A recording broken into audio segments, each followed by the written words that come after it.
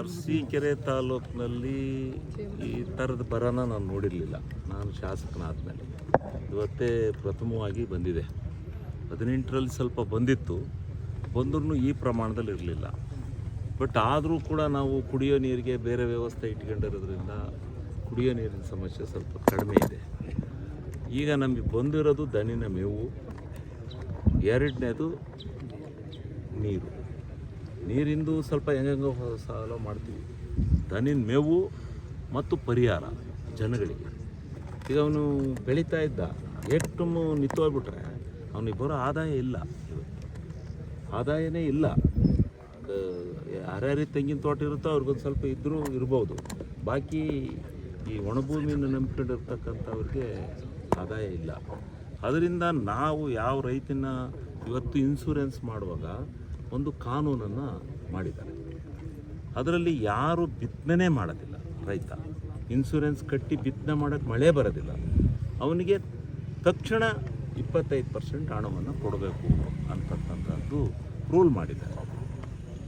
ಆಮೇಲೆ ಬೆಳೆ ಹಾಕಿದರು, ಬೆಳೆ ಹಾಕಿ ಇನ್ಶೂರೆನ್ಸು ಇದೆ, ಇನ್ಶೂರೆನ್ಸ್ ಇಲ್ಲ. ಇನ್ಶೂರೆನ್ಸ್ ಇಲ್ಲದೆ ಇದ್ರು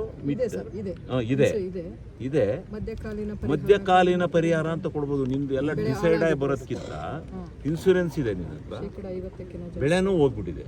ಬೆಳೆ ಈಗ ಹೋಗಿತ್ತು ಅಂತ ಇವಾಗ DC ಅವರು ನಾವೆಲ್ಲ ಬಂದು ನೋಡಿ ವರದಿ ಕೊಟ್ಟೆವು ಅಂದರೆ ತಕ್ಷಣ ಅವರು ಮಧ್ಯಕಾಲೀನ ಪರಿಹಾರ ಅಂತ ಜಿಲ್ಲಾಧಿಕಾರಿಗಳೇ ಅದಕ್ಕೆ ಮುಖ್ಯಸ್ಥರು ಅದನ್ನು ಕೊಡ್ಬೋದು. ಅಂದರೆ ತಕ್ಷಣ ರೈತರಿಗೆ ಪರಿಹಾರ ಕೊಡ್ತಕ್ಕಂಥ ಕೆಲಸ ಆಗಬೇಕು ಅನ್ನೋ ದೃಷ್ಟಿಯಿಂದ ಇನ್ಶೂರೆನ್ಸ್ನದು ಇದೆಲ್ಲ ಅಡಾಪ್ಟ್ ಆಗಿದೆ. ಇದಾದ ಮೇಲೆ ಇದೆಲ್ಲನೂ ಒಕ್ಕೂಟ ವ್ಯವಸ್ಥೆಯಲ್ಲಿ ಕೇಂದ್ರ ಮತ್ತು ರಾಜ್ಯಗಳು ಎರಡೂ ಸೇರಿನೇ ಈ ಬರನ ಎದುರಿಸಬೇಕು. ಅವರು ಪರಿಹಾರನ ಕೊಡಬೇಕು. ಪರಿಹಾರ ಕೊಡ್ತಕ್ಕಂಥದ್ದಕ್ಕೆ ನಾವು NDRF ಗೈಡ್ಲೈನ್ಸ್ ಅಂತ ಒಂದಿದೆ. ಆ ಗೈಡ್ಲೈನ್ಸ್ ಪ್ರಕಾರ ಇಲ್ಲಿಂದ ಕೇಂದ್ರ ಸರ್ಕಾರಕ್ಕೆ ವರದಿ ಕೊಡಬೇಕು. ನಾವು ರಾಜ್ಯ ಸರ್ಕಾರ ಕೊಡಬೇಕು, ಜಿಲ್ಲೆಯವರು ಕೊಟ್ಟಂಥದ್ದನ್ನು ಕೇಂದ್ರ ಸರ್ಕಾರಕ್ಕೆ ಸರ್ಕಾರ ಕಳಿಸುತ್ತೆ. ಅಲ್ಲಿಂದ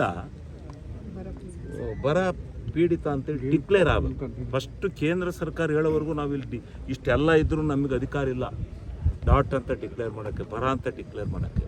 ಕೇಂದ್ರ ಸರ್ಕಾರನೇ ಡಿಕ್ಲೇರ್ ಮಾಡಬೇಕು. ಕೇಂದ್ರ ಸರ್ಕಾರ ಆಯ್ತರಪ್ಪ ನಿಮ್ಮದು ಕರ್ನಾಟಕದಲ್ಲಿ ಬರ ಇದೆ ಅಂತೇಳಿ ಹೇಳಿದರೆ ಆವಾಗ ಅವರೂ ಸ್ವಲ್ಪ ದುಡ್ಡು ಕೊಡಬೇಕು, ನಾವೂ ದುಡ್ಡು ಹಾಕಬೇಕು.